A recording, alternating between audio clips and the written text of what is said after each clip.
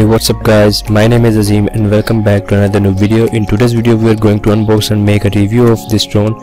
At the top of the box you got lead owner branding, and here is warning that it is for 14 plus age.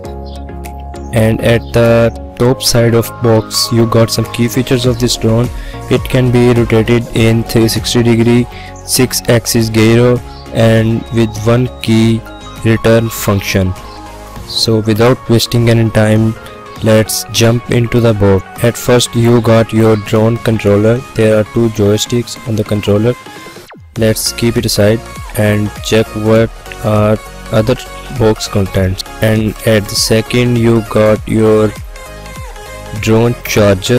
This is the charging pin you will use to charge your controller, and this is adapter. Now at third, here is our drone. These are four covers at side of propellers to prevent your drone from hitting to a wall, and these are four propellers. The drone is made of very high quality, and at the bottom you got your charging port. Let me show you that how to insert your charging cable into this charging port.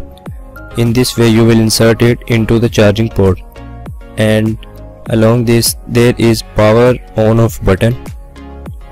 As you can see that drone has been turned on and lights are blinking. So now let's check out the drone.